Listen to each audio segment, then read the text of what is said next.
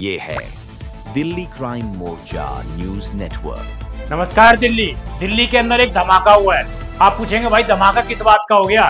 धमाका जी राजनीतिक रूप से धमाका हुआ है, जो एलजी का धमाका जिसको हम कहते हैं। दिल्ली के अंदर लगातार एलजी और जो वर्तमान में सरकार है आप गवर्नमेंट, उसको लेकर लगातार घमासान आपस में चलता रहता है। अब कल एक खबर आई, देश की राष्ट्रपति ने एक प्रस्ताव पर हस्ताक्षर कर दिए और जो एक प्रस्ताव लोकसभा से पास हुआ था, राज्यसभा से पास हुआ था, उसको कानूनी मान्यता दी है। आखिरकार उस प्रस्ताव के अंदर था क्या?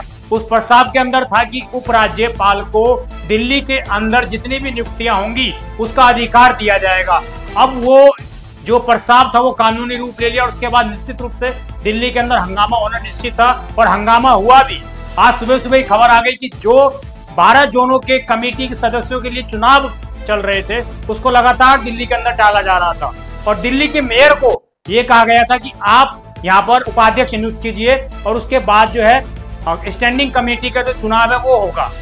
लेकिन लगातार जो महापौर थी वो इस बात को टाल रही थी और वो मना कर रही थी कि हम लोकतंत्र की हत्या नहीं कर सकते हैं। अगर इस तरह से मैं किसी भी अधिकारी को नियुक्त कर दूं चुनाव देखरेख के लिए तो निश्चित रूप से कहीं ना कहीं चंडीगढ़ जैसी घटना दोबारा दिल्ली के अंदर भी हो सकती है। वहां पर भी चुनावों के अंदर हेरा फेरी की जा सकती है।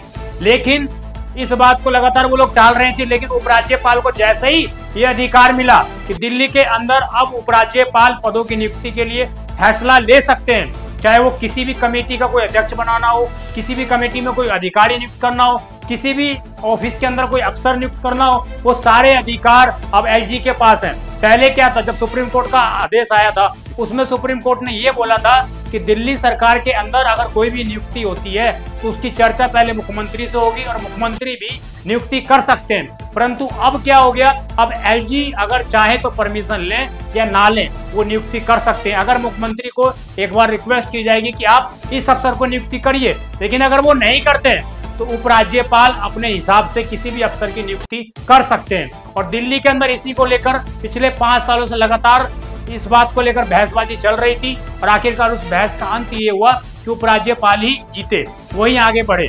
अब जो स्टैंडिंग कमेटी के चुनाव हो रहे हैं, आखिरकार ये स्टैंडिंग कमेटी होती क्या है? आपको एक छोटी सी जानकारी दे दूं। अगर दिल्ली के अंदर कहीं भी कूड़ा हटाना है, दिल्ली में कोई बड़ा बजट पास करना है, दिल्ली में किसी कंपनी को ये अलॉटमेंट देना है कि एमसीडी के अंदर अगर कोई कूड़ा घर है उसका विनिर्माण कैसे किया जाएगा या उस कूड़े के पहाड़ को कैसे हटाया जाएगा, तो उसका फैसला वो अधिकारी लेगा या स्टैंडिंग कमेटी के सदस्य लेंगे। तो उस स्टैंडिंग कमेटी के जो है चुनाव को उपराज्यपाल ने मंजूरी दे दी और आज सुबह से ही लगातार दिल्ली के अंदर इलेक्शन चल रहे हैं। इससे पहले दिल्ली के जो 2 क्षेत्र हैं वहां से जो स्टैंडिंग कमेटी के मेंबर हैं वो निर्विरोध आपके चुने गए।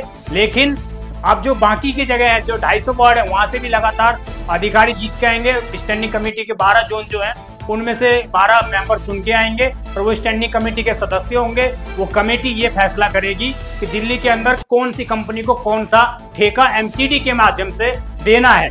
तो कहीं ना कहीं दिल्ली सरकार के जो उपराज्यपाल हैं उन्होंने बहुत बड़ा फैसला लिया और बिना किसी के पूछे उन्होंने तुरंत, जैसे ही उनको ये अप्रूवल मिला, ये कानूनी अधिकार आया, उन्होंने तुरंत फैसला लेते हुए एक अधिकारी को नियुक्त कर दिया एमसीडी के अंदर और उसको जो है, जिसको डिप्टी कमिश्नर बोला जाता है, डिप्टी कमिश्नर को नियुक्त कर दिया और उसको ये चुनाव कराने की जिम्मेदारी सौंप दी।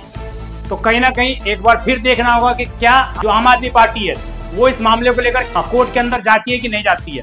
हालांकि अभी इंफॉर्मेशन ये है कि जो चुनाव हो रहे हैं उसको लेकर आपने जो है इसमें हिस्सा लेने का फैसला किया है और वो हिस्सा ले भी रही है और सारे मेंबर उसके चुनाव करने गए भी हैं।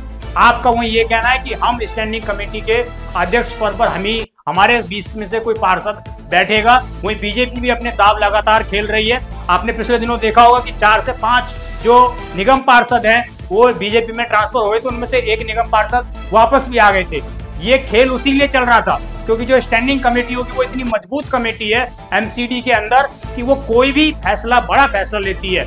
जैसे कूड़े का ढेर कहीं पे ठेकेदार को देना है, कौन सी कंपनी को देना है, ये सारे बड़े फैसले जो होते हैं वो स्टैंडिंग कमेटी एमसीडी के अंदर लेती है। तो कहीं ना कहीं निश्चित रूप से आज जो ये फैसला आया है इसके बाद घमासान मचना तो दिल्ली के अंदर निश्चित है। और जिस को लेकर आप सरकार पिछले 5 सालों से लगातार बीजेपी की केंद्र सरकार पर कटाक्ष कस रही थी कि वो जो कहीं ना कहीं दिल्ली के लोगों का गला घोटने का प्रयास कर रही है, उनके संवैधानिक अधिकारों को मारने का प्रयास कर रही है, तो कहीं ना कहीं उसको लेकर अब आम आदमी पार्टी जो है कोर्ट में जाती हुई अवश्य दिखेगी। जो ये स्टैंडिंग कमेटी का इलेक्शन हो रहा है, इसका रिजल्ट जो है अनुमानित बताया जा रहा है कि 4 से 5 बजे आज शाम को आ जाएगा। जैसा भी कोई रिजल्ट आएगा हम आपको सूचना देने जरूर आएंगे। आप देखते रहिए दिल्ली क्राइम मोर्चा। धन्यवाद।